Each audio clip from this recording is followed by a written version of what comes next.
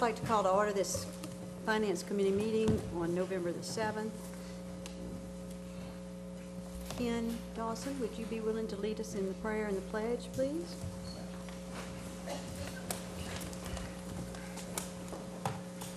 Let's pray.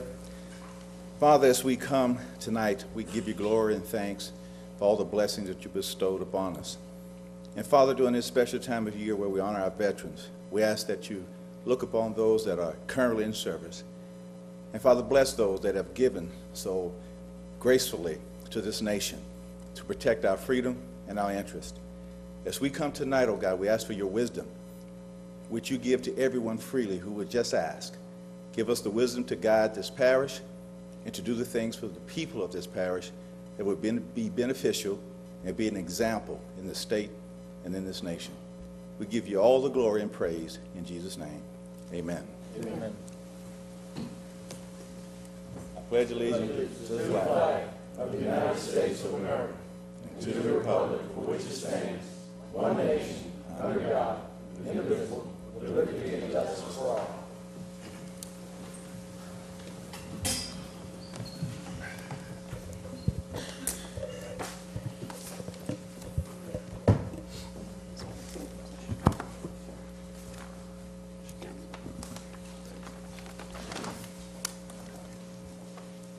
Roll call. We have Councilman Johnson unavailable tonight, and Councilman Brian Melanson is not available tonight. There are no chairs additions. I do want to remind you that if you want to comment on any item on the agenda, to please sign a public comment card and see to it that we get that up here. We'll have 3 minutes at the appropriate time to speak with regard to the issue. I'd like to take a moment to welcome our friends from Shell GTL who are here tonight and thank them for being here. Mike, welcome. Thank you for being a part of it. Hello there.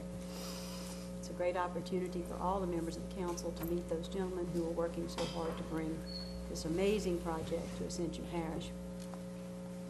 On that note, I'd like to move on to number 5 and the folks that had much to do with the Shell GTL project, Mr. Mike Eads and Mr. Bill Dawson of Ascension Economic Development Corporation. Welcome to Donaldsonville, gentlemen. Thank you, Madam Chairman, members of the Finance Committee. Coming before you with our quarterly update. In your handouts, you'll see that we continue to see a substantial amount of project activity in the parish, to a total of 39 active projects in various stages. It includes the ones that have been announced and the ones that we continue to pursue.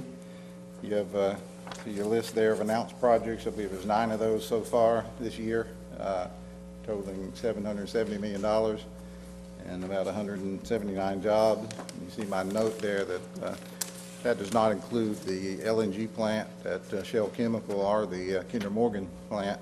We don't, although it happened, but we didn't assist them, so we don't try to take credit for it, but it is happening. And then the next item is your decision pending. Of course, the Gulf Coast GTL, the gentleman you just introduced, everybody's aware of. We have those two projects, Project Hamilton and Project Agent, which I think I feel pretty good about the chances of both of those happening. And then Project Uranium, which is, as you can see, is a substantial potential expansion. And there's some other A projects, as we call them. I mean, they're solid projects, and we know they're probably going to locate somewhere. Just mentioned, you see that second one there, Project Friendship, is a another very substantial potential investment that is looking at our mega site here on this side of the river. I want to make you aware of the Sammy's Grill. I'm sure you're familiar that they bought the Robert Penn Warren house. They have filed advance notification with LED to seek the restoration tax abatement, and you eventually will have to have a endorsement resolution come before you to support that. And I don't know when that application is coming, but it's probably going to be a few months. But what that does is, if a facility is located in a historic district or a downtown development district or an economic development district or is on the National Register of Historic Places, and it's approved by the state and by you. The improvements to the real property can be done and the assessed value held at pre-improved levels for 5 years. So that would be the request that would come before you for endorsement. It's a way for you to encourage the redevelopment of in this case, a historic property, and state, to get state and local benefits. You see my note on there about omit, and I say that there's a memo attached. That's a typo. I apologize for that. But there are some persistent rumors that the plant here has got a pretty serious buyer that's looking at it. Hate to deal in rumors, but at this stage it's a rumor, nothing solid, but let's keep our fingers crossed on that. We have been very busy this year calling on our existing industries. There we've made 42 calls or so far, hearing good things from them. We have our site evaluation project well underway. We've started out with 86 properties and have got now down to 21, which we're having a fatal flaw analysis conducted, and out of that hope to render 10 or 12 that we think are solid opportunities for us to have some better sites, more and better sites on the market for the future. Just to update you on the cooperative endeavor agreement between the Industrial Development Board, AEDC, and the Parish, that has now been approved by all the bodies and is in circulation everybody signed it but the IDB, and it is in their hands. I think you will have some, the Personnel Committee will have some appointments to the IDB coming up. And with that, I think this report concludes our requirements that you asked us to do about reporting to you, including giving you our financial report a few months ago and that type of thing, but I'd be happy to answer any questions you may have. Mike, I want to compliment you personally on several national awards that you have won, at least 2 that I think I'm aware of, and congratulate you on the amazing job that you and your team have done at AEDC together with your board. I want to go back to the Restoration Tax Abatement Program. Do I recall correctly that the Premier Lanes project also took advantage of that? Which project? Premier Lanes? Yes, they did. That's correct. They did. So this would not be the in the first city. time That is correct. in our parish Yeah. That's different than this one because the city created an economic development, the city of Gonzales created an economic development district around that property, and that's how that was done. Right. So this would not be a new thing to the county. Right, that's correct.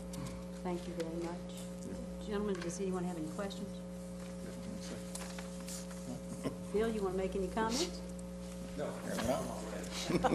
Thank you so much. Once again, we appreciate all your effort.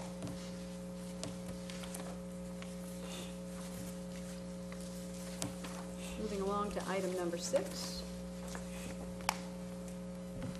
We have an amendment to the ordinance and intergovernmental agreement by and between ACUD number 1 and Ascension Parish, approving and authorizing the execution of an intergovernmental agreement, financing of water system improvements for district, and authorizing the loan of $550,000. Mr. Parrington. Yes, we're just changing the form of how we approved it before. We're not changing any numbers. In fact, it'll be cheaper for both parties that way.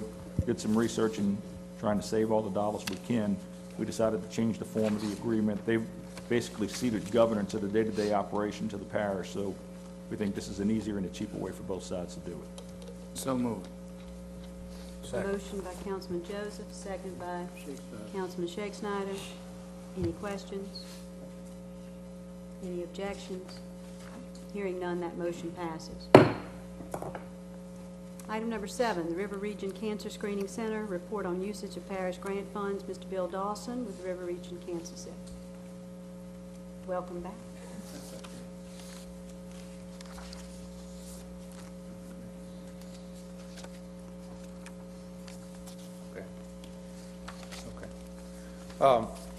We had submitted earlier a written report, and I'll just kind of briefly go over this with you guys. So, for your memory, in about March of this year, you approved a $50,000 grant for River Region Cancer Screening, which is a clinic in Sorrento that provides cancer screening mostly for women and for the underserved in the area, which means that they don't have insurance because they're below the poverty level.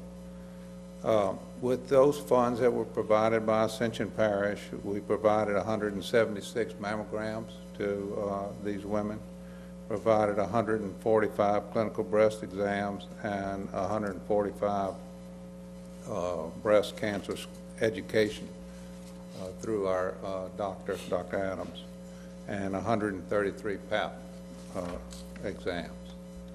So one thing I would like to add that's not on here, that 53% of these went to minorities, with 30% going to African Americans and 23% to Hispanics. Additionally, through these tests, there were 8 abnormal mammograms. There was 1 abnormal clinical breast exam. There was 1 abnormal PSA, and there were 3 breast cancers diagnosed from the women of Ascension Parish. All of those people have been put on a pathway to where they can obtain treatment through low cost or no cost. I apologize if you look at the breakdown of how the money was spent at the bottom. I transposed some figures earlier, but the 260s should be 145s, but the final numbers are correct, that we've spent approximately $24,000 out of the $50,000 that you guys have appropriated. I'll be glad to answer any questions. One question. Yeah. Councilman Lambert? Are all these Ascension Parish? Yes. It's not Tri-Parish Well, anymore? we provide services to the River Region area, but this grant was specific for Ascension Local, Parish okay. residents, Thank you. so that the numbers are all for Ascension Parish residents. Thank you. Councilman Joseph? Yeah, yeah.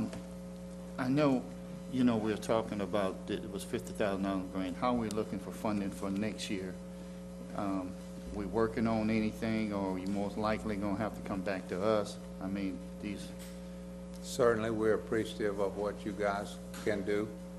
We get a $50,000, we have a $50,000 grant from Susan G. Coleman. They pay for approximately 450 mammograms with that. The combination of those two, $50,000 that we've gotten from Ascension Parish and the $50,000 that we received from Susan G. Coleman, we can just about operate the clinic for a year.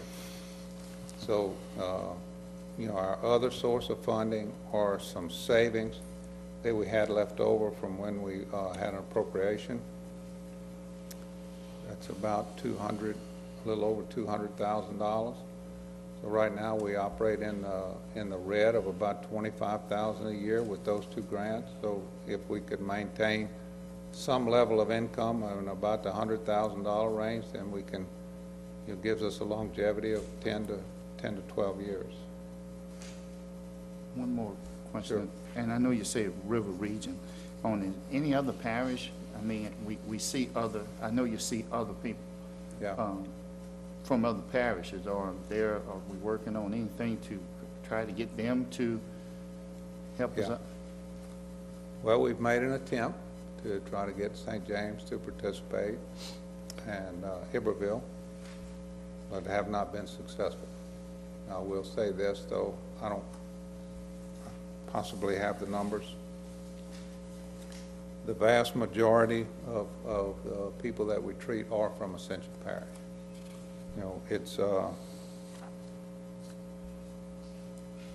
give you an idea, over the last 6 months, we provided 248 mammograms. 179 of those came from women from Ascension. Thank you, Mr. Chairman. Okay. Any other questions? Councilman Sadler? Bill, thank you for your report. This question may not make sense, but I'm going to try. With the impending Obamacare, assuming it comes up and all, is that going to impact this program in any way? Dr. Adams is our medical director, and I asked him that very question, And, you know, his answer was is that we think we'll see an increase in the amount of service that will be required. So right now, we, through our grants and the other grantors to your organization, are providing service to people. I'm reading here below, and I think it's important to put this in the record, 225% poverty level, Correct. and that would continue as a criteria post-Obamacare. That's correct. Thank you. Okay. Councilman Shakespeare? And Bill, you don't foresee getting any funding, return funding from the state on that? No, we have not been successful there, and you know, we had Senator Lambert that worked on that. We had Senator Amedee, you know, after that worked on it, and you know, Representative Berthelot was, you know, tried to help us, but we just, from what my understanding is, there's no funding available for anybody that have these type of programs. Well, you know, I think it's a very good program, and as you say, with the criteria that they have, people in Ascension Parish has always in the past stepped up and assisted people that are in need, and this is something that's very unique and an opportunity that we have a facility for this to give those people in need. So I would like to see us do whatever we can to continue it, and I do know that you and your committee are working on a daily basis to try to search for funds and do raise fundraisers and things of that sort. So we appreciate that, and all the voluntary work that's done by a number of people out there. So I think if people of the parish are concerned, they can find out that this is a very worthwhile project and the money is extremely well spent. And so it's not something that is thrown away. It's used very diligently, so we appreciate that. So appreciate all the efforts. If I could make one comment, you spoke about additional funding. You know, at one time we had a grant from Avon, you know, the Avon cosmetic manufacturer, but you know what it was for an outreach. So, you know, we haven't been able to find a grant that would actually pay for the services. You know, we didn't need an outreach because we already have more patients than we can handle. But we'll continue to look and see what kind of grants that, you know, if there are grants available, we'll continue to look for that. And, you know, just again to kind of get on the soapbox for a second, you know, the 3 breast cancers from people from Ascension Parish, that's 3 ladies that you guys saved their lives, really. If you know, early detection, as you all know, is the key to that. And if that hadn't happened, and they wouldn't be on the pathway to treatment right now. Yeah. Councilman Sadler? Yes, thanks, Madam Chairman. Should have asked this earlier. Is this the same group, the RRCSC, that Louis Lambert came Correct. with? Okay. Yes. And so you guys are a 501c3? No, we're actually a district in the state. Okay, so we're technically a state agency. That's the way it was set up originally when Senator Lambert set it up. Right, because So we're a government entity. Yeah, I'm just curious in the future, because I know this is a report, but if you guys come and ask again, and I frankly would like to see you get funding. Obviously, the program is saving lives from your report, but I guess you were made aware by the parish that we established the nonprofit appropriations committee to screen folks that ask the parish for grants, but it's 501c3s, and this may be an extraordinary matter. I don't know. I'm ignorant in that regard. I wasn't aware of that, but should have been, I guess. So, Madam Chairman, do they come through that committee or just come to the Finance Committee in the future? Historically, just come to the Finance Committee, because the Appropriations Committee was designed to address the issues of 501c3s. I certainly think it might be possible to have a 501c3 that supports this organization, Yeah. which might allow you the opportunity for additional funding from the parish. from more than one source. Thank you, thank you. Okay. Perhaps if we work together creatively, we can find a way to do the kind of work that you're doing, to support that work that so makes a difference in the lives of members of our community. Right. I'll look into that.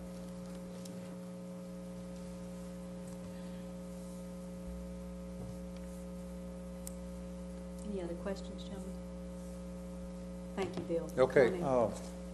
President Martinez, I think wanted to recognize the two people from TTL. I'd like to ask Mike to, maybe recognize Mike to Sure, sure. Mike, would you like to come and introduce the folks who are with you?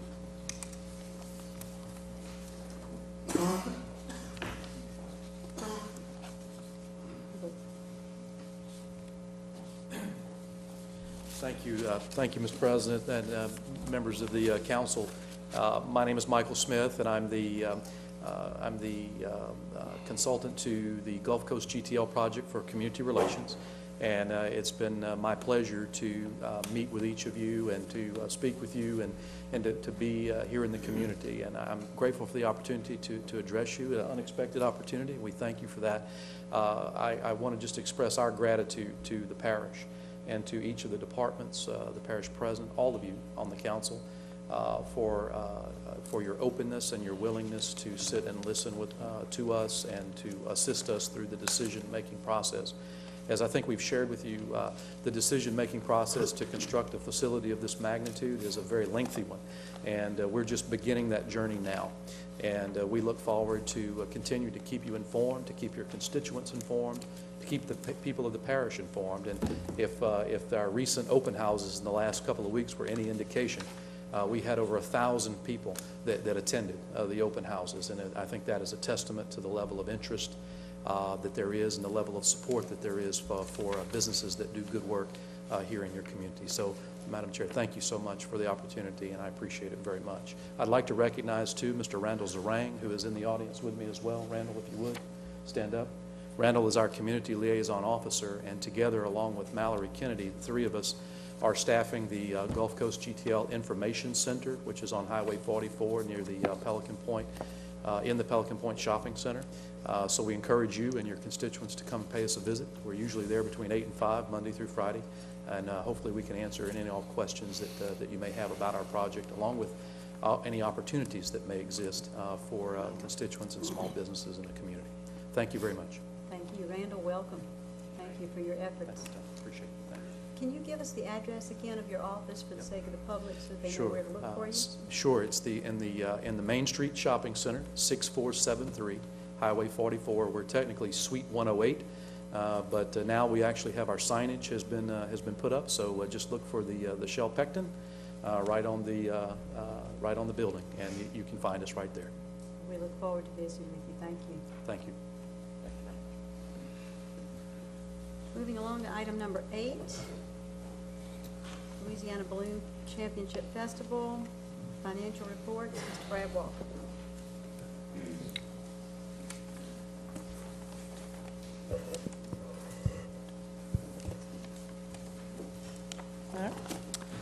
I'd like to thank everybody. Give you, as I promised, give you all a report on the Balloon Festival from this year, from previous year. In y'all packet should have financials on the Balloon Festival. I find that Balloon Festival is a great event. Kids love it, families love it. But like I said at the last meeting, it was a test of can a Balloon Festival support and make money itself. At a $2 admission, it cannot make money by itself. I'll say that right up front, as we tried it this year and was not able to complete, the gap that we received funding last year, a total of $150,000. We were not able to make that up with the admission this year.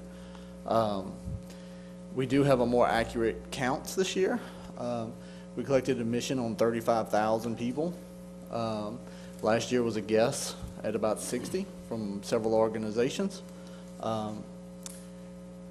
We were able to fine-tune a lot of it thanks to the sheriffs, Jeff Wiley and his department, and the state police and Sherman Jackson's city of police. We were able to eliminate the traffic problem we had the year before, where I didn't have any complaints on traffic this year at all. Whereas the previous year, people said they turned around after waiting an hour on the interstate, you know. This year, they were able to make it in there. To give you an overview on what we parked on Saturday night at Lamar-Dixon, we parked the field to the left of the Balloon Festival first, which has never really been used for parking before. We parked that, and then we had roughly about 50 spaces left near the water tower. And that was all around Lamar-Dixon. That was under the barns. That was pretty much everywhere on Saturday night. So if we would have got that, you would have had to require a shuttle from the Outlet Mall and Cabela's past that. So just to kind of give you, that was the audience. We've seen 17,000 cars from Thursday through Sunday. That was car counts on all the entrances of Lamar-Dixon. The majority of crowds that we had were from out of Ascension Parish. We got emails and response as far as like Gulfport, Mississippi, Alexandria, Shreveport, Lafayette. We had a bunch of group from Houma come in. We had a school bus come in from, not Houma, but it was somewhere in Thibodeau, I think, of kids came Friday during the day to see the balloons and stuff. So we did double the size in balloons. We had hot air balloons. We had a total number of 60 hot air balloons. We tried everything that we could on with merchandise to sell merchandise. The only thing I think we were really lacking was volunteers. We didn't quite have enough volunteers to handle the volume that we had there.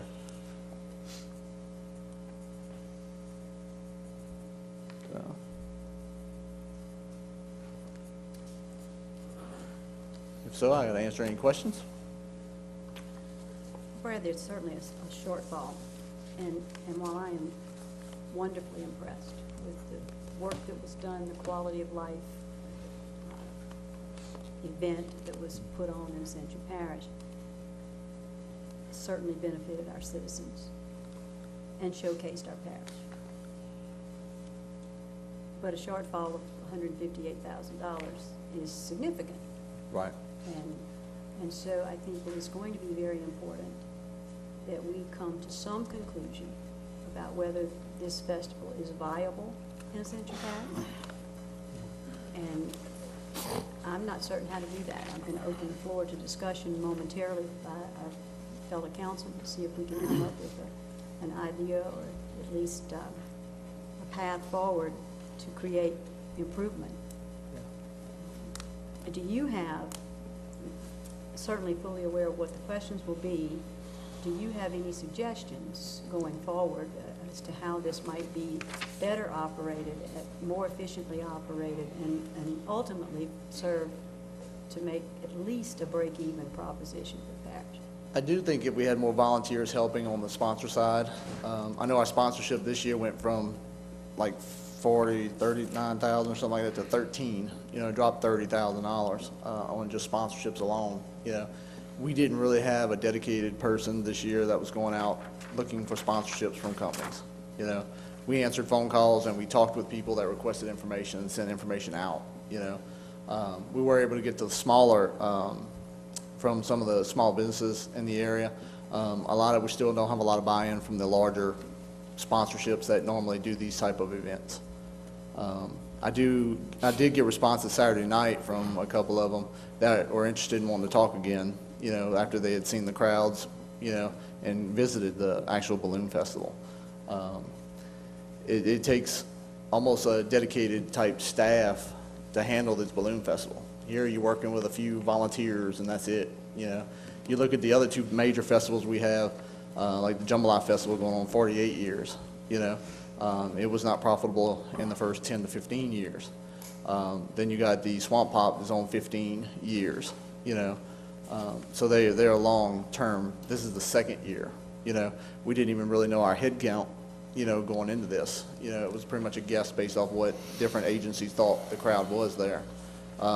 If I had to do it again, I would, raise the admission to $5, mainly because the state fair just recently charged $5 a person to get in, We started off with $2 because we didn't want it to be a sticker shock for people walking in from something that had a reputation of being free at Pennington, and then it was free last year. So you necessarily didn't want a sticker shock of people walking in. But at the estimate of 60,000 people with $2, that budget matched what we were working off of. So if we're going to have a $30,000 crowd of 35 and start building from there, then a $5 would handle the budget for it. And the budget's solely based off the number of balloons you want. I think the balloon increased from 70,000 to like 120,000, you know, because we added more hot air balloons, you know.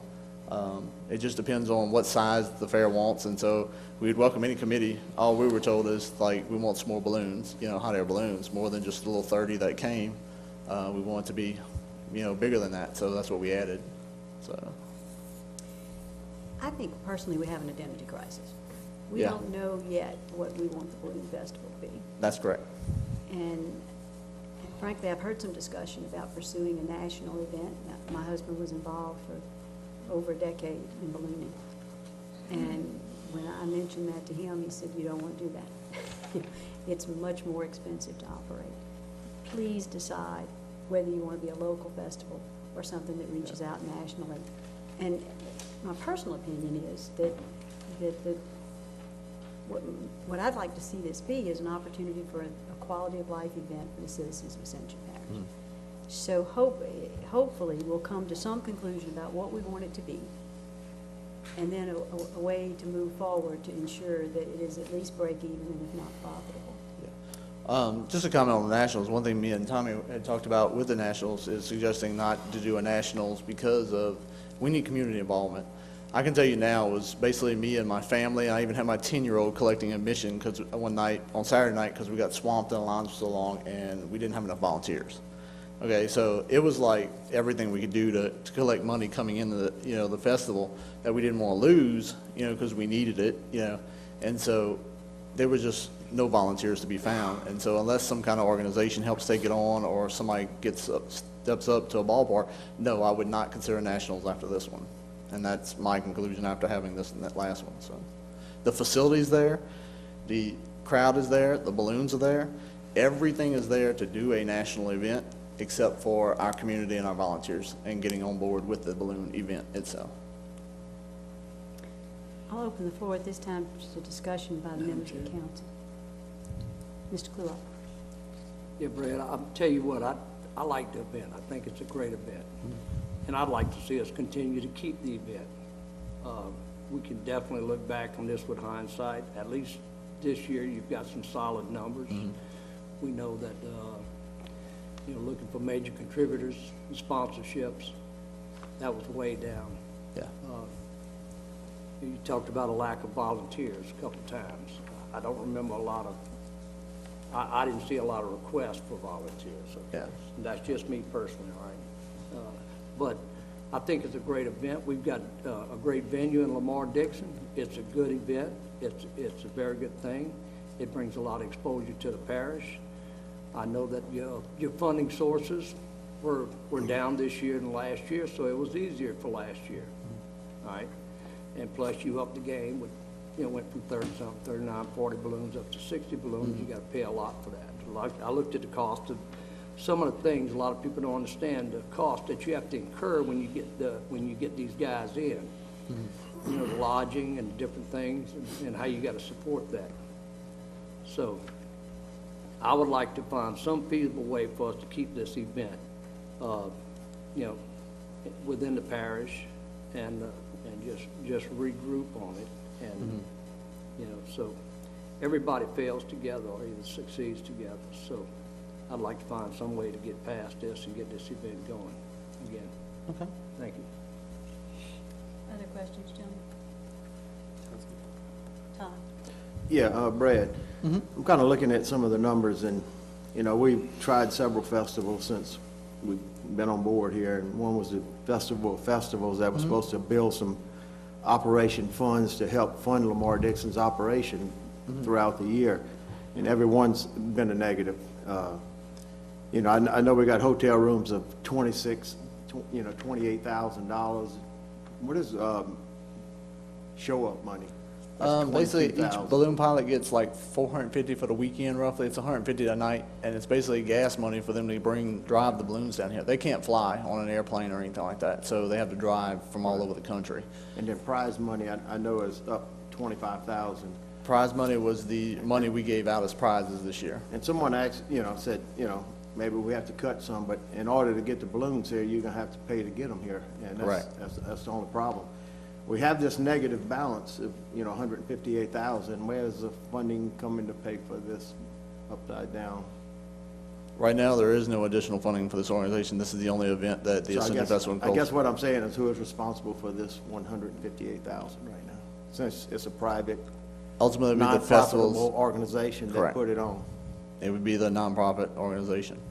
I would request the help of the council if possible, because I solely have not, I don't profit from this at all. I would, as a business owner, I would not choose this as a business, I know it was an opportunity given to us from Baton Rouge last year for us to do it, and everybody was jumping on it. So I was the one that said, yes, okay, I'll help plan it.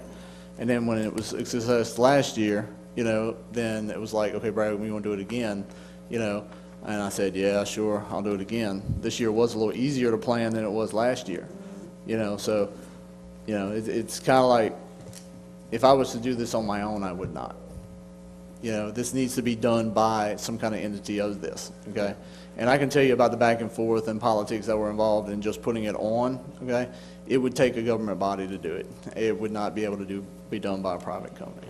And I also questioned, first time we brought it up, because we had lost money on the festivals and had a little opposition this go around with it, but, it's just, like I say, it's quality of life. I know it's, a lot of entertainment for the citizens of this parish, but it's still, somebody's responsible for $158,000. There's a lot of people out there that needs to get paid right now, and to start off with, on the top of this, header, it's Ascension Festivals and Cultural Council, so Ascension's got its name on it, so it's a black eye for us too. Also, if we don't, somebody come up with the money to pay all these vendors that need to get paid, so I have a little issue with that. That's all I have, Madam Chairman. Councilman Saturday. Yeah, thank you, Madam Chairman, and Brad, thanks for your report. I want to go on record to say I'm not against the Balloon Festival and so forth, but as you can see, this is kind of solemn this afternoon because we are all concerned, and obviously we've talked about it outside of the formal meeting tonight with this $158,000 loss that Ms. Casso said. Now, she asked you a question, how would you suggest that we improve? And if I've got your answers correct, you said you would need more volunteers, would help, maybe to hustle donations, whatever, for that 75% drop in business sponsorship between 2012 and 2013. I don't think it could hurt, but I'm not sure just getting more people on a trail will do that. I mean, somehow we're going to have to convince more people to brush their knuckles along with the parish and sometimes state monies. You did say, in answer to Terry's question, to raise admission from $5 to $2. I certainly would support that, especially I think you testified in front of this committee last time that I don't have all the cities in Albuquerque and other places that the admissions were a lot higher. Correct. And I'm sure we got some revenue from the tethered balloons and the people that want to fly and all that. Correct. But obviously it was pretty small because I counted on the website something like 20 logos of corporate America that was supporting this, and if you only bring in, you just gave us a number of 14, 15,000, it's like they're not giving hardly $1,000 each, so that's a serious problem. Let me just state on that also is that the numbers right there are the amount of companies that gave us pretty much cash. Right. There was a tremendous amount of companies that gave us in-kind service as Right. far as advertising and, help on type things like That some just keeps you discounts from, and but stuff that just like helps that. you from not having to pay for that thing as well. Yeah. And then your third answer was to bring more balloons, and I'm not quite, to draw more attendees. Surely we'd want to do that. Would you think downsizing actually would be something to do if we even decide as a council to go forward? Because there is this issue that Councilman Lambert just brought up, which is a very good one, like who's going to pay these bills now? I'm sure you're aware the cooperative endeavor agreement said we give you $50,000 to put this on, and we're not responsible for anything beyond that. But I just have to ask you, what was your concern when you testified last time that we would, the budget this year is $75,000. So when it got beyond $75,000, did it just run up some flags that long before we get to 150,000, or does bills all come in at once and just snuck up on us? Especially, The bills did kind of sneak up on us, but. Let me the make one more budget- comment. Go ahead. You also said that, at $2 admission, which we didn't have in 2012. Now we're talking about maybe increasing it more if we go to 2014, but in 2013 it was 2. With 100,000 people, that'd be $200,000. We wouldn't even be talking about this. Right. Because everybody loves the Balloon Festival. Right. Right. But that didn't happen. The numbers you gave were far short of that, and so the mission didn't do it either. So I realize it's a big event, and it's culturally important, and so forth and so on, but I'm just wondering how do we go forward here in downsizing? No? I mean, yeah, like I said, the number 60 is what we had as far as requests for balloons. We always can cap it off at 45. It's a committee's perspective that, what size of balloon festival you want to be at, to bring in the number of people, And so that's the difference with it too. Also, I understand a little bit about as far as size would bring it down dramatically. Because last year, you can see we're at 70,000 and we had 120,000 as far as a budget for just the balloons. So it would cut it. The $5 admission, yes, I do think, if it was higher. But like we said, we're working on starting numbers at 60,000, whereas we only collected 30. So we had established our budget based off those 60,000, numbers, and that was the budget that we stayed around. So, including what our sponsorships thought were last year also. Yeah, and the follow-up question, I have a transcript with me of what everybody said last time when you approached this committee, asking for us to approve the cooperative endeavor agreement between the Balloon Festival and the parish. And you said in that quote, "I don't want to do this a third year if I can't, fund itself." So do you want to do this a third year? And you just said as a businessman, you wouldn't want to do it? And I would so not how, do it as how a do we businessman. convince the parish to do it going forward without your help or with your help? Or To me as a businessman, I'm looking at bottom line profit, okay, with the event itself, okay? As a government body, you're looking more as the area, okay? I don't even know the sales tax figures that happened on that weekend for the September, if it raised the whole month of September as sales tax figures, okay? I don't know the hotel rates, I can tell you, we paid $28,000 in hotels, but every hotel was full. We had to use a Seagan hotel at one time. So, yeah, but if we're paying the hotel bill, it's obviously bigger than the tax on it. well, no, we paid for our rooms, but what I'm saying is we didn't use all the rooms at every hotel, and every hotel around here was, we even filled Comfort Suites that opened that Thursday of the event, and we referred people to there because they had just opened the Thursday. And of course, they didn't have reservations. So as a business owner, would not see that revenue from any of those entities around. We would not see a quality of life event at a facility to help the facility. We wouldn't see the marketing of the facility to, 35,000 people, okay, that may want to bring another event in. It may help increase events to that facility. As a business owner, I don't see that, but as a government body, y'all would see that. You would see the increase in the sales at Tanger Outlet, at Cabela's, the hotel taxes, the restaurants that were there, all those restaurants, to help increase the area. Me as a business owner, you don't get any of that. You would look at the bottom line here. So that's my difference between the two. Thank you. Thank you, Councilman Sadler. Councilman Kluwer? Yeah, once again, Brad, it is what it is at this point, okay? But the event was a success for the community. Lamar Dixon is still a jewel of the South, okay? It's still the place, and it was a great event. I'd like to keep the event. I think that, we, as parish government, we can take a look, administration, we can look at, we can take these numbers right now and establish a budget. Yeah. All right, and we can work within government to try to, if nothing else, a break-even point on this thing. All right, I know that you got some outstanding debts with some folks. You got other entities within the parish that you have that work within, like the sheriff's office, things like that. Yeah. So you can still work around and try to help the end total out.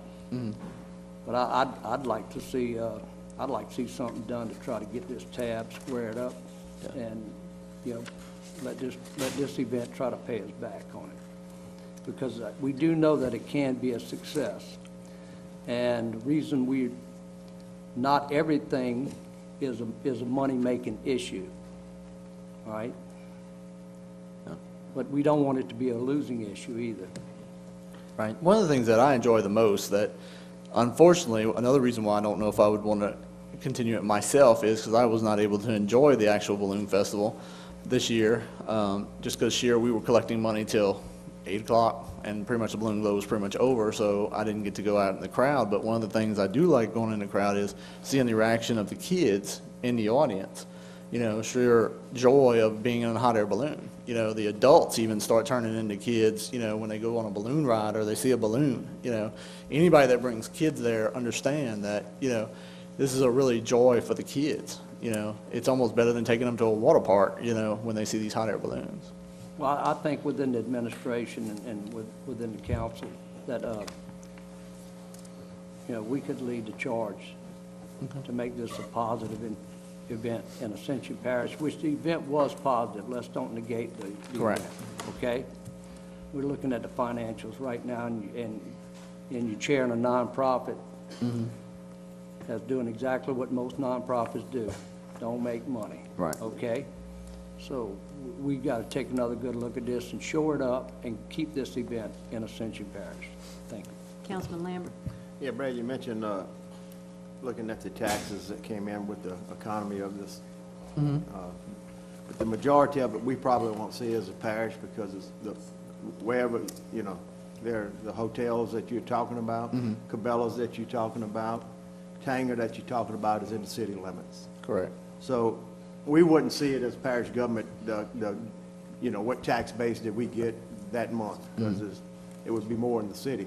So, you know, I don't know if you addressed it with the city as far as getting any funding from them, because they're profiting a lot of what expenses that we are incurring, they the one profit from it. So, Correct. I had requested, you know, 50,000 from the city and made that request and was denied on that. Right. Because basically they told me the event would happen whether they support it or not. And that's what a And lot that- of people are doing, and they come back to the parish, and yes, it is a good event. We, you know, the kids are outstanding, you know, they're enjoying it, but yet everything goes on to the parish, and, I do know they did provide all the police service and fire and ambulance type service for free, Yeah. but that was their contribution from the city. that's all So, I got, Madam Chair. Okay. Councilman Joseph?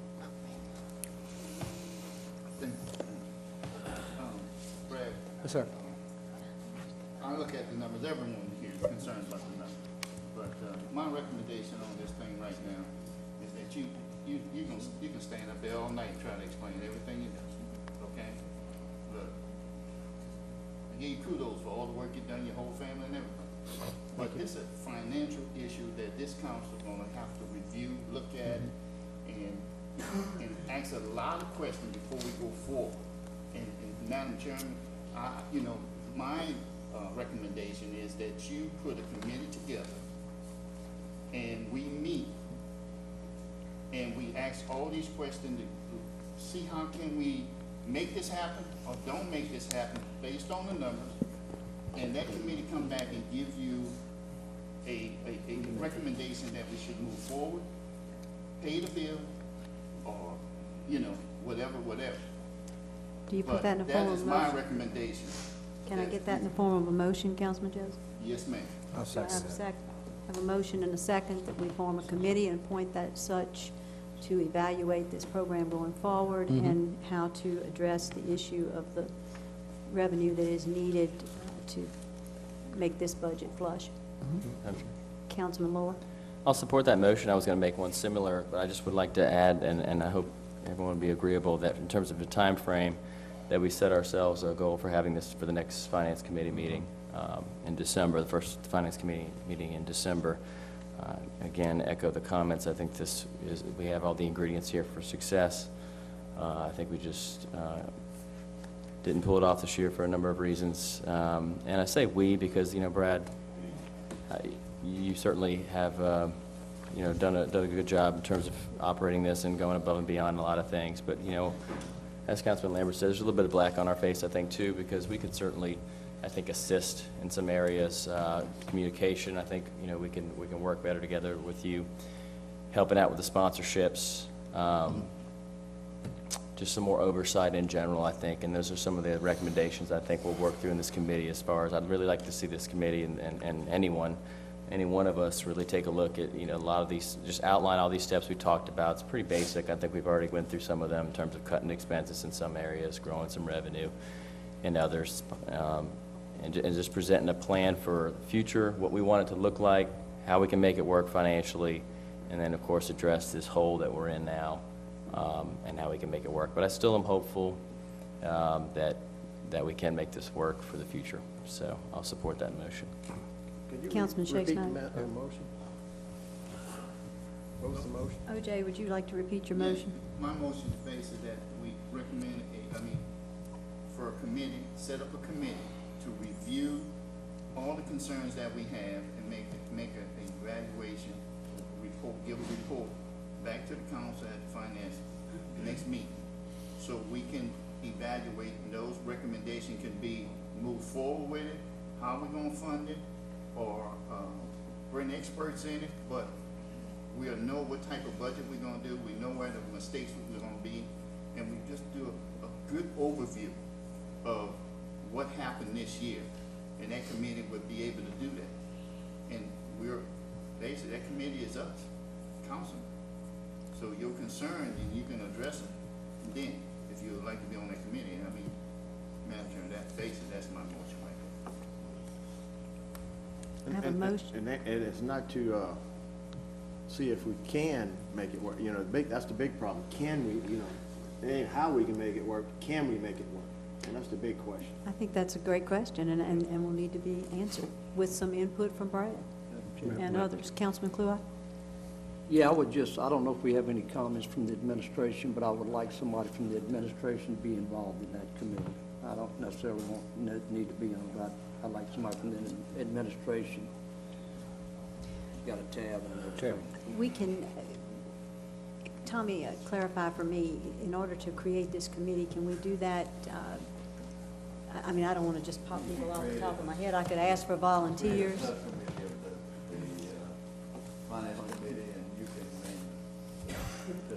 Do I have to name them tonight? No. All right. Then I'll get that done this week, and because everybody's got limited time, so I'll ask you all to let me know if you have the desire to serve on that committee, so that we have the time to. The people who will serve on it, I would like to have the time and the energy and the real interest in serving, and so I'll ask you to let me know, gentlemen, if you have a desire to serve on this committee and be able to meet fairly quickly, because we will only have a month to get this work done, and Brad, certainly we will ask you to participate in that. I have a motion and a second to create the committee. Any further discussion? Yes. Councilman Sadler. Yes, thank you, Madam Chairman. This is more of a comment than well, might result in a question, but I agree with OJ and also Chris that, we don't want to act tonight, because I think a rush to judgments, which maybe already got us a little bit in trouble here, if you allow that. But that being said, I would like to see this committee tasked specifically, as all subcommittees should be, but what it is they're supposed to do. Now, I've heard about the big issue is whether we do it again in 2014. That's part of the task. And then, of course, if we make the decision to venture forward, how do we do that, the process? And then number 3, which I haven't heard, we still have to deal with the issue of who pays the bills for 2013. And I would like, Madam Chairman, to actually add a 4th thing, that there's a big issue that we have to solve. As the current chair of the non-profit appropriations committee, which this committee of the full council established, I think everyone's aware we just met and we have selected winners for the upcoming year's 501c3 organizations. Folks like Volunteer Ascension and Quad Parish and Special Tuesday, Hawk of Ascension, River Region Art, and so forth. And that was the reason I asked the previous speaker, in all earnest, like with the cancer thing, is that 501c3, et cetera. So since there isn't any application in right now from the Balloon Festival, I think in that tasking, Madam Chairman, if we decide to go forward, we have to be really careful that we don't offend the other people that we give money to and have them accuse this council that we're giving the Balloon Festival any kind of special treatment. So, and as far as serving, I won't volunteer right now, but please call me. Thank you. Councilman Shakespeare. Thank you, Chairman. Brad, thank you very much for stepping up. A lot of people can come up with, any shortfalls and whatever, but you, the person, stepped up and brought it here, and with the people that did help you, and we appreciate that. We all want you to know that we appreciate that. Thank you. That's very, very important, because it was a success, as Councilman Kluwat said. My whole neighborhood got up early in the morning and was out on the road watching balloons go over, and got to talk to each other and everything. And I got to thinking about that, and how valuable is that? And we have to decide that. How valuable is it for us to spend $1.3, $1.5 million on recreation, and people bringing their kids to the ballpark and play ball, which we don't make any money on, we lose money every year. So it's an event. If anyone here started a business, common knowledge is that it takes you about 5 years to make money in a business. It's growing pains. We see after 2 years now, you've answered some questions that I had about, some of the things that it would take to be successful. And successful is how much money we as a parish would like to spend to maintain this thing and keep it going. And I don't know if it'll ever be profitable or break even. I don't know if that's what our goal should be. I think you need to take it as a whole for this parish. How much was it worth to this parish for advertisement throughout this state and throughout this region that people pay dearly for? It's sort of like New Orleans putting on a Super Bowl. How valuable is it to get your name out there and to get people involved and get people doing things? So I'm not negative about it at all. It's something that can happen for us, the bottom line, and we don't want to see those numbers again, obviously, but I don't think we will. I'm very positive on that. When you take a good event and put good people behind it and analyzing it every year, it's going to keep getting better. And so I think we need to take a look at solving this financial problem, trying to answer the questions that need to be answered as to how we can make more money, put the resources behind it, see if we can get the resources behind it, and establish it. One of the things that happens that keeps big events like this from eventually being financially successful is people don't know from year to year where that commitment is from people. We see that in the Baton Rouge Superfest. There was a huge capital investment at the beginning, first couple of years, and then it's gradually weaning itself. But people happen to know now, they've accepted that it's going to be there, it's a good event, and the money is coming. So I think there was a lot more positives than negatives. And even if you look at it from the standpoint of we didn't make as much money as we thought, it's still just a little over $1 per person in Ascension Parish was spent to bring the Balloon Festival here. So if you look at it from that standpoint, and I've seen people in this parish get behind things, and I just think that we need to get an organization that's willing to step behind it, and I think, I would like to see the parish continue to step behind it, whether we make it a recreational thing, where we, ask for cooperation. And I think if the parish would get a little more involved, we could get more help from the city, which does financially benefit from it, and for all the same reasons that we do. And, I'd like to see it continue in a positive way. And I know our family enjoyed it.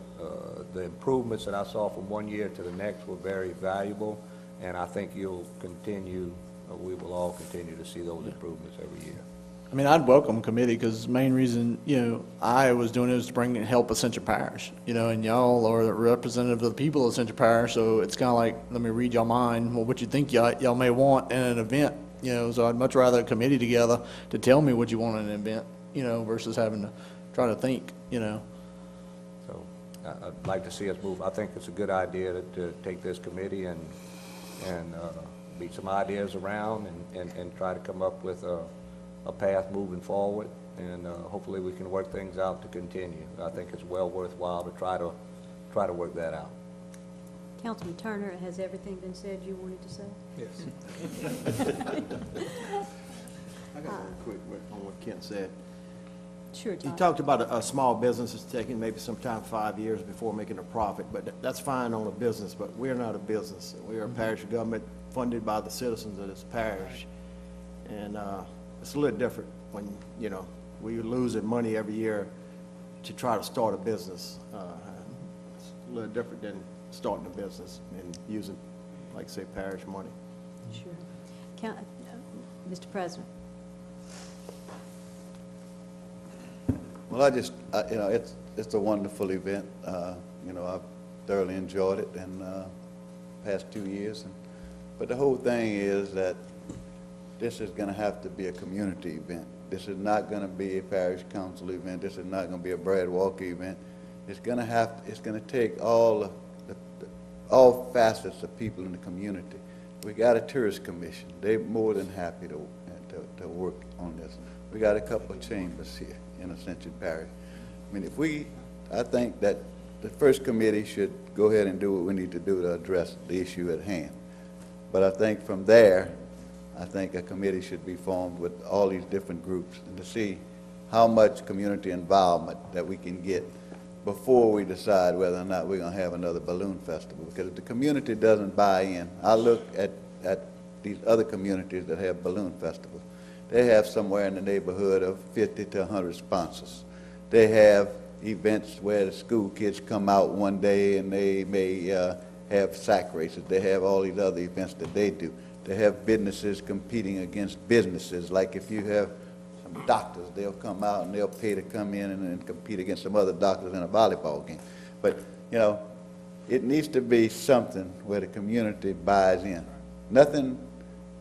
There's nothing that's going to be successful here in Ascension Parish if we can't get the community to buy in. Right. So I think that that's the point. The church, I mean, just everything. Everybody needs to be involved. We need to go out and we need to recruit. If we don't recruit, I say we don't need a festival. We don't need any kind of festival because, like I said, if it's not community involvement, it's not going to happen. So, anyway, we could have a lot of people here, but if none of them are from our community, it's not going to matter. We want people here from Ascension Parish. We want Lamar Dixon to be a quality of life facility for Ascension Parish, bringing in other people. But again, I think that that's our job, that's our mission, and that's what's going to ultimately decide whether or not we have another balloon festival in Ascension Parish. How much is the community willing to support this event? Thank you, Mr. President. A little housekeeping. Councilman Melanson has arrived. I want to thank Brad very much for all the work that he did. I want to thank the members of this council for the very thoughtful and insightful and constructive discussion that has taken place tonight. And now I would like to have a vote on the motion and the active motion that's on the floor. Are there any objections? Hearing none, that motion passes. Thank you, Brad. Thank you.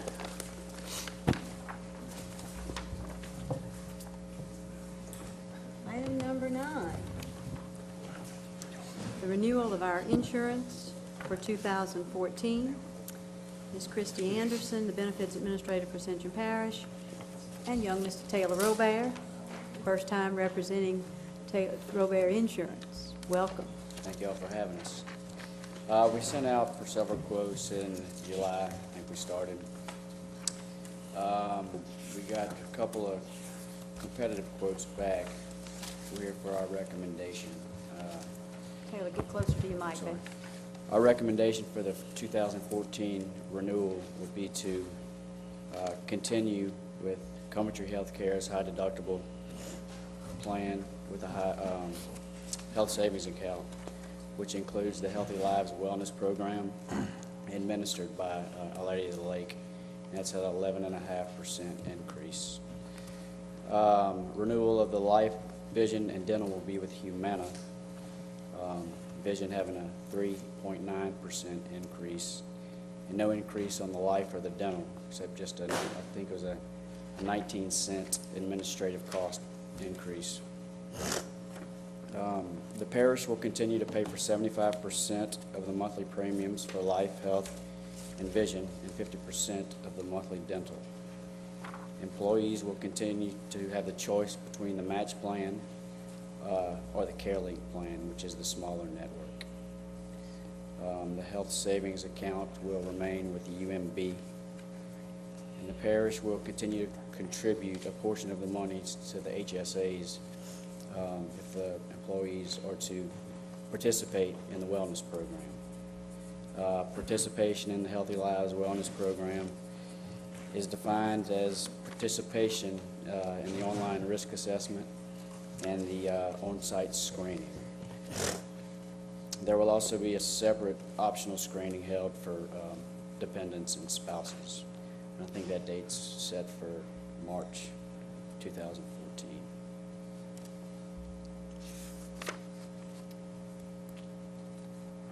I have a question. The online risk assessment, is that available to our employees at work?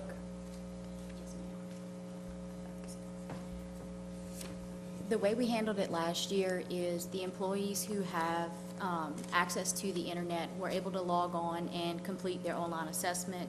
It takes about 15 minutes. For those employees who do not have internet access, we have the screening at Lamar Dixon, which upstairs has the technology computer lab. So they were able to utilize those computers to do their online risk assessment and then go straight downstairs and do their the rest of their Healthy Lives assessment. And what was last year's rate of participation in Healthy Lives? It was approximately 34% of people who were enrolled in the health insurance, about 115 employees. And so we think that by adding an incentive of some cash to Yes, ma'am. participate, that we'll see an increase in that Yes, ma'am. We're participation? hoping to get way closer to 100% participation from our employees by using our HSA money that you guys provide for us as incentive for them to participate. I know it works for friends of mine It's that two don't work different for this bad. options. Yes, Taylor. It's the $100 option for the match plan, and if you decide to go with the CareLink in the wellness program, it's a $125 contribution. All righty. We have one member of the public who wants to make a comment. So I would welcome Ms. Kimberlyn Bailey Lomas to step up, please. If you guys will give us just a minute, we'll let Kimberlyn make her comment, and these folks may have some other information they want to ask of you. Yes, good evening. Ashley Stark. Okay, I would like to speak with you all about the 2014 renewal for insurance. I have a lot written out. I don't even want to read it. I just want to be brief. I'm a little somber tonight, as with my fellow employees. What is taking place now is exactly where we were last year this time, looking at our health insurance. We've met as an insurance committee on several occasions. Last year, we decided the decision was made here to go with Coventry because of the cheaper premiums, the aggressive health and wellness program. It saved the parish money, and if the majority of our workforce were to enroll in CareLink, there would be even greater savings. We noticed that didn't happen. After some of our employees had taken CareLink, they decided to opt out, so that made the numbers even smaller. We, again this year, had our committee meeting. We spoke with our representatives, and the vote from the employee was 14 departments was asking to go back to Humana. 3 departments asking to stay with Coventry. They cited reasons other than the doctors and different problems they were having. Personally, I haven't had any problems with Coventry, but I'm here speaking on behalf of my coworkers. I'm getting calls all day. I'm being texted all night since I've been here. They're feeling like there's no hope. There's no one to talk to. There's no one to go to. They're not here tonight on the premises that they voted. HR sent us ballots. We voted. What did we vote for? Now Coventry is not offering us the savings that we were getting last year. The main reason that we decided to go with Coventry here at this meeting was because of the savings. Well, that's not there. So at this point, what is the reason why we're not going with what the employees want? We appreciate the parish giving us 75%, but let's face it, we pay our percentage also. The doctors that we normally have are on Humana. Right now, we have 3 insurance. We have our UMB, we have Coventry, and we have Humana. Humana can give us everything that they've been giving us, along with our health insurance. Why do we need 3? We're at the same point at the same time. We switched over to Coventry at this time last year. Why can't we go back to Humana? And if not, then let's not have the voting of the Employee Insurance Committee. Let's not go through all of that, because let's face it, there's no purpose. I even went and talked to the parish president because I didn't understand what was going on. I'm on the insurance committee. So what is my voice worth? I understood last year the financial impact of it for the parish. We're not feeling the financial impact this year. So who has something to gain or lose by us going back to Humana? The employees are the persons that use the insurance. They voted 14-3. I don't know what else to say. All I can ask you to do is, let's look at this and consider what we're doing. And also, please look at what we're saying. Sure. Thank you. Thank you so much. I have a question. Councilman Lambert? You might, maybe, or maybe Mr. Robert. Preventive care, for as Humana and Coventry, say like for a, colonoscopy or something like that, what is the difference on it? I was told by some of the employees that I think Coventry pays full for it and Humana doesn't. Is that true? For preventive care? For preventive care, Coventry covers colonoscopies, they cover prostate exams, they cover mammograms, they cover ladies' wellness, they cover all that at 100%. Okay. The employee doesn't see any out-of-pocket expense for that. The only issue that came up was the colonoscopy. We have to make sure that the employee's doctor codes it as preventative. Okay. If the employee's doctor codes it as diagnostic, then the employee may have to pay. So we're just going to try to get that information out there so that the employees know to tell their doctors, please code it as preventative. That way it's covered at 100% by the insurance. And Humana, you'd have to pay what, 80-20 something? I think with the copay plan, with Humana, you did have to pay some. You didn't have to pay for a lady's wellness. I know that that was covered at 100% by Humana, but I don't think that the colonoscopies and the prostate exams, and I think even stress tests is covered under Coventry as wellness, as And one preventative. other thing, didn't the Coventry increase like 13 or 15%, but then y'all had to renegotiate to get them down to the same premium as percentage increase as Humana? This year, there's a fee for the Affordable Care Act, which is somewhere around 5%, so it would have been in the single-digit increase if it hadn't been for that. Okay. But yeah, there was some negotiation. Okay. And I'd like Ms. Sherry maybe to speak on the employees, since, they voted, and maybe, I know Ms. Lomas gave us her, and maybe could you fill us in on, the majority of the people are wanting to go Humana, is what we're hearing? I'll go ahead and take that. She facilitated that process, so she was more involved than I was. Okay. I think she can answer it. We scheduled a insurance committee meeting for our insurance committee to meet and talk to Harry and talk to us to see how we were doing and see what we were projecting to do for 2014. At that meeting, Harry was still working on negotiations, still working on rates, so we didn't have any numbers to go by, so I didn't feel it was the right time to do a vote. I mean, as far as I know, the insurance committee has always had a say. They've always had a vote representing their individual departments. So after we got the final quotes and the final rates, I did send out a ballot to the insurance committee members. I asked them to please get with their members of their department that have the health insurance, and please send me your ballots on whether you would like to stay with Coventry or switch to Humana. And Kimlin is right, the majority of the insurance committee, after meeting with their employees, chose to switch to Humana. I spent the majority of last week and early this week meeting with individual departments and individual employees. And I know for a fact that one of the major departments was under the impression that if we went back to Humana, we were going to go back to the PPO copay plan. So that was one of the reasons that they decided to vote for Humana. We advised them that we would not be going back to a PPO copay plan, and that the high deductible HSA is what we would be looking at this year and as far as we can see in the future. So that's kind of how that happened. Thank you. Taylor, I think you had a comment you wanted to make, and I have a question. One of the main reasons to have Coventry is because of their proven, they have a wellness program that goes along with the insurance.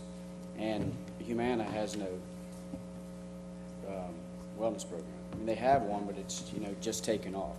It's not as proven as Coventry's. Councilman.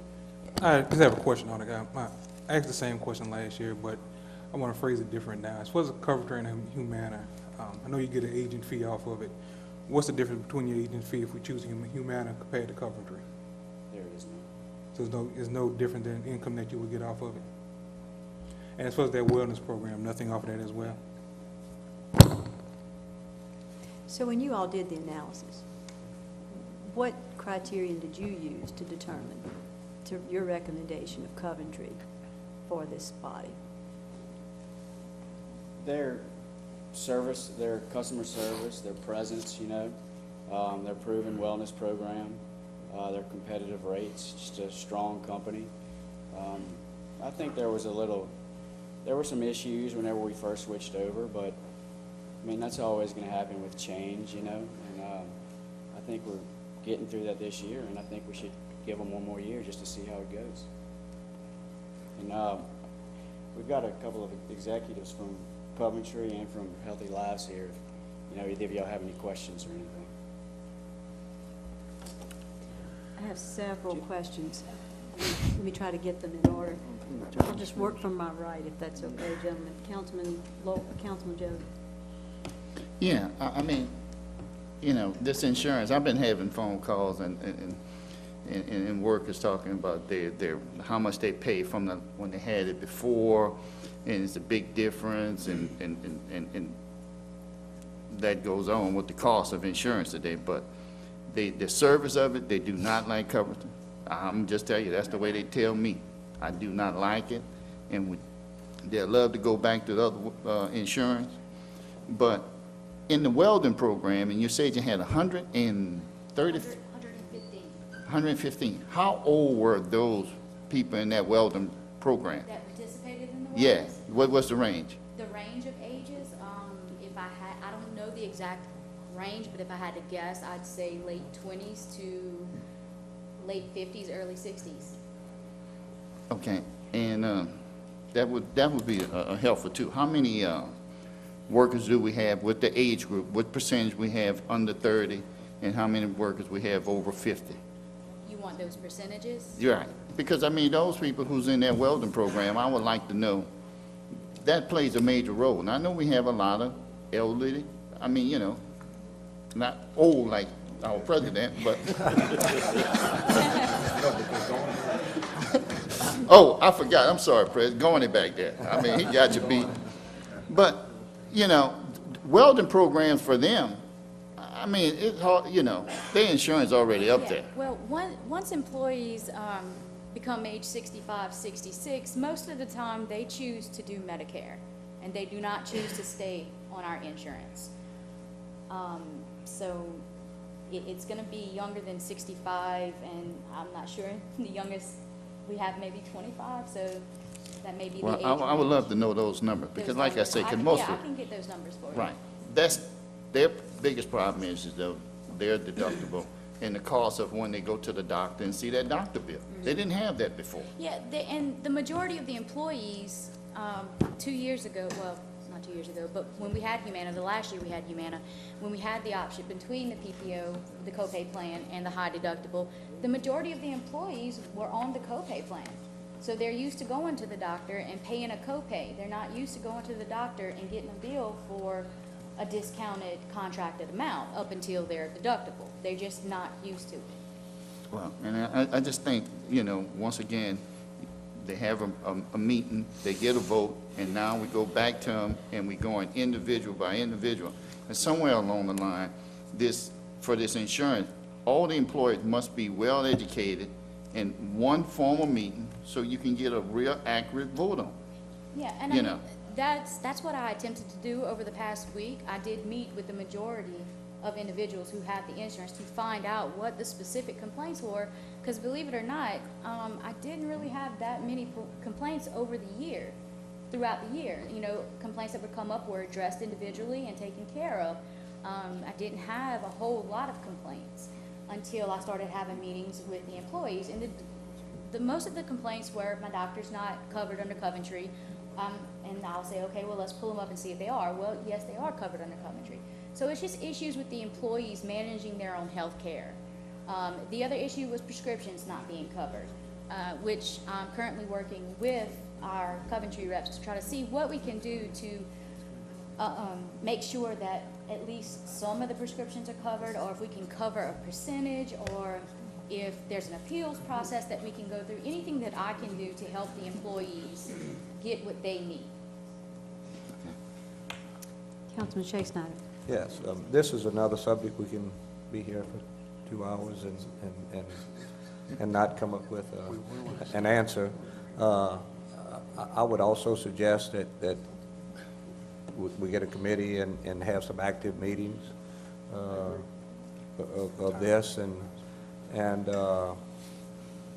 we have some work to do with employees of this parish to I'm sorry, to Councilman. decide If I could just interrupt to you buy for a in. second. We actually are in crunch time for open enrollment. Once the Finance Committee votes on our recommendation, 2 weeks later, it'll then go to the council members for the council meeting. If we push back to the next Finance Committee meeting, that'll be in the first week of December, I believe. That'll have us doing a council meeting really close to Christmas, and open enrollment will be the last week of December. In my opinion, this is for something that the employees live with throughout And I agree the with day. Mr. Shakes now. And Let's come here with that last minute stuff. and it's very important, regardless of whether we agree or disagree on what actually happens or what's implemented, but the employees have to feel that they have a buy-in and some input. That's number one. That doesn't happen, we shouldn't be here. And so if we can't go out in a meeting and answer their questions and have them satisfied that their questions were answered, then we hadn't done what we're supposed to do. So if we have to call a special finance meeting after y'all have gone out and met with the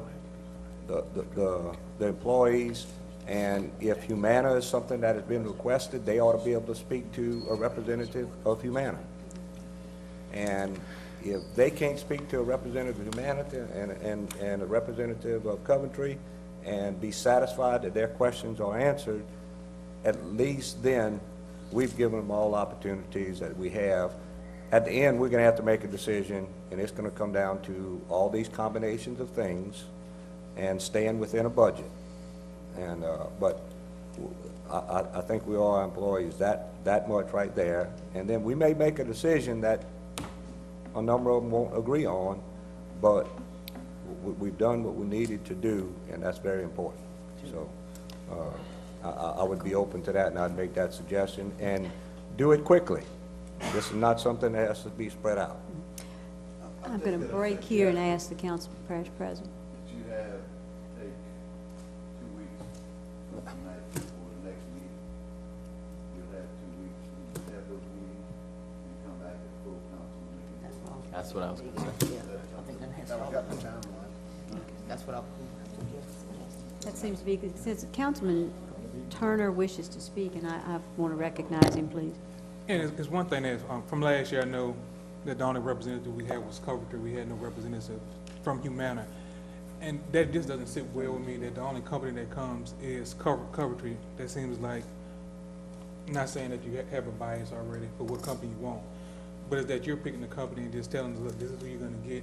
We're going to talk to their representatives, and that's what we're going to put in front of you, and we're going to tell you why you don't want Humana instead of having a representative from Humana to plead their case. I mean, you don't go to court with just one side. There's always two sides.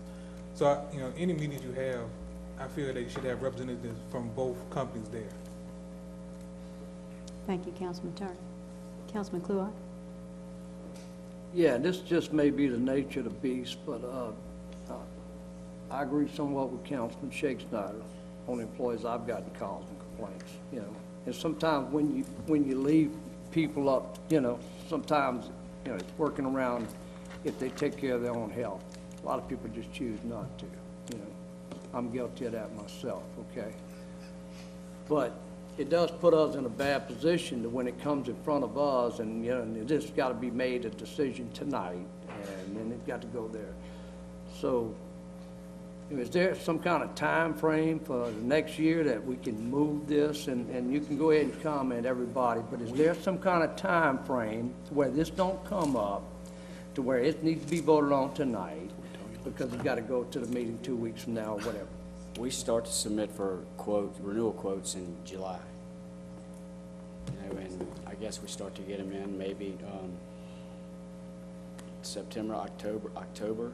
Yeah. We're just getting, we're just finishing this process up. I'm not blaming anybody. I'm saying we had the same discussion. Right, yeah. About how long it takes to get the submittal quotes in, So, all that, and I'm satisfied with what the quotes say, okay? Just saying what it does is it puts the decision-making on the people that represent people in a short time frame, okay? I'm welcome to any comments. I would just like to add, if there's going to be some kind of a motion made, that the motion should include what the objectives are for this committee. Is it just to seek out information from the employees about why or what reasons they do or don't want a specific company, so that we have some idea what it is we're trying to accomplish other than just listening to the input of the employees, because that is something that we do all year long. And as Christy made pretty clear, she did not hear that barrage of feedback until we started talking about who was going to get the recommendation from the parish that was going to come to the council. So if you could be really specific in that motion so that we know exactly what our objectives are when we get ready to have that, so we don't get bogged down, so that we come with the best answer for what the employees want to know, please.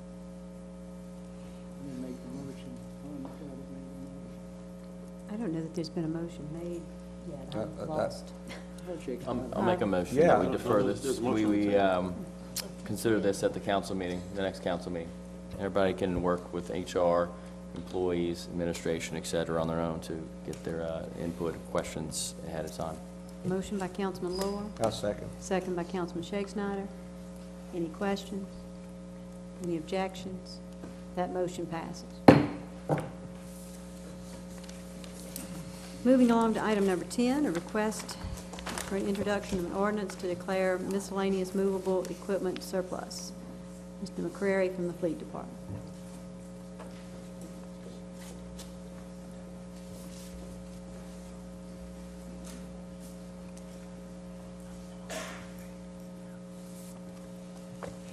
Good evening. Good evening. We have 30 vehicles and some miscellaneous equipment that has to be surplus because we have additional equipment in the, we have additional equipment that has to be surplus to replace the lease equipment.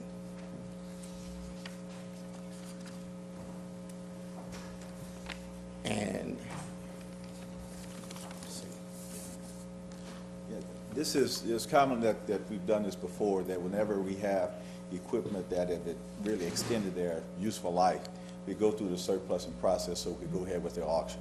So we've evaluated the equipment, it extended its useful life, so we're asking for the permission from this body to move forward with this surplusing and auction process. I move that we follow their recommendation. Second. Have a motion by Councilman Shakespeare, second by Councilman Joseph.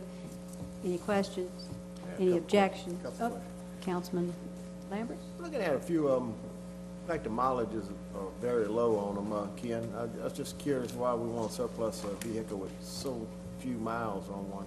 Some I of see those some are- with, I see some with, 87 ain't bad, 72.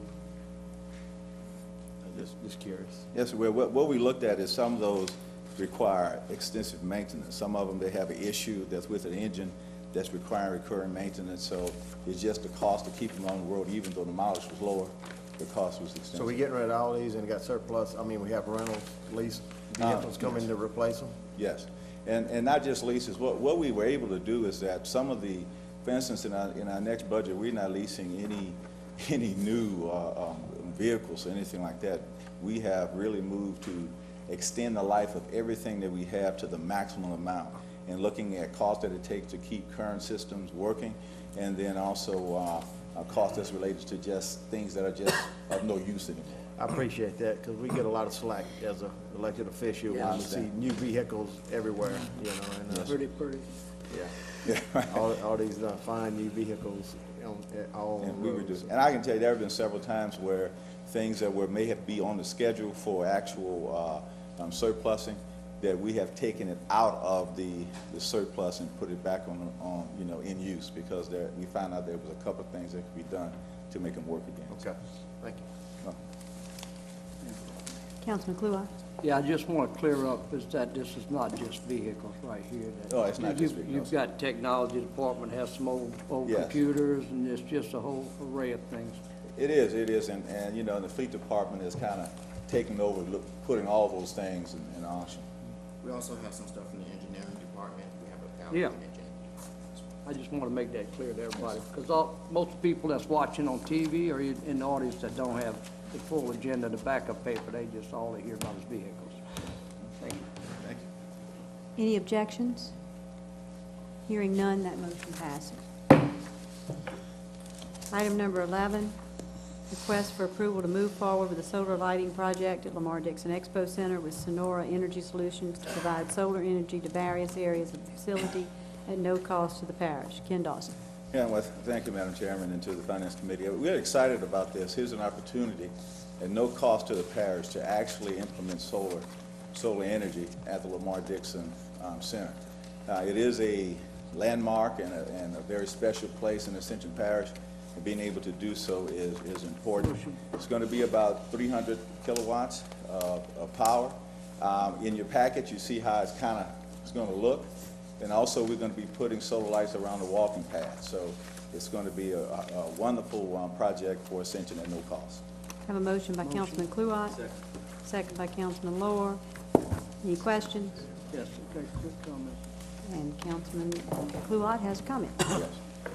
I want to thank John and the administration and everybody that's worked hard on all this, the funding source for that, some of the NRG grant, stuff like Yes. that, and different things, that this is a great thing. That's right. It is. It's a step in the right direction for a premier facility. Absolutely. So John has done a appreciate wonderful job. everything that everybody in the administration has done for this. $1.2 to $1.5 million project. And the good thing, the ROI that you normally have to see to start to see or the time or the cost, we're going to see the ROI, the benefit off the bat, because we don't have to expend the cost. So good job John has done to bring that to our attention, and we're real happy about it. Thank you. Thank you, John. Any objections? Hearing none, that motion passes. Moving on to item number 12, the monthly contracts report. Gimlin. Yes, we included in the packet the monthly contract report for October 2013. We entered 2 contracts, one with Neil Schaefer and the other with Ronald Jefferson. Neil Schaefer for the engineering support services for St. Landry Road and the Eden-Bourne Road connector, and Ronald Jefferson doing business as Savage 9 for the demolition of the hospital building. The contract report is short for October.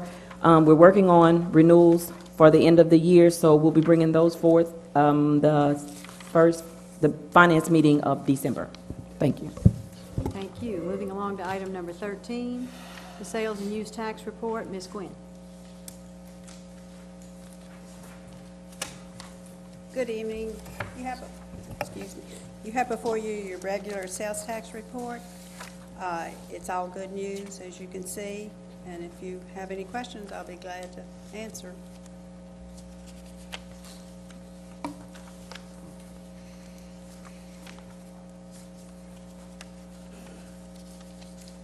There were minimal audits. It's not because of any audits that they're increasing. It's basically just the economy we find ourselves in today with the industrial expansions. Gentlemen, any quick questions? Councilman Kluwat.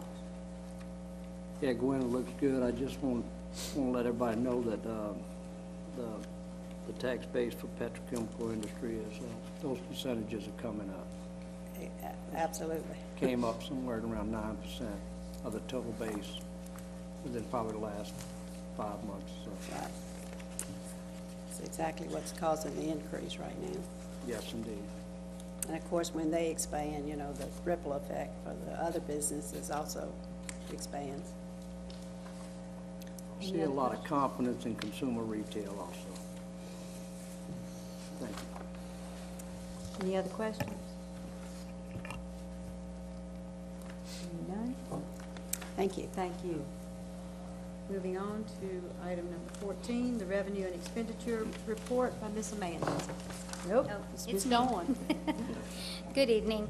Before you are the normal financial reports for the month of September 2013. Revenues are at 68.99% and expenditures are at 60.49% at 75% of the year. Once you review this, if you have any questions, I'll be happy to answer, or you're more than welcome to contact our office with any questions.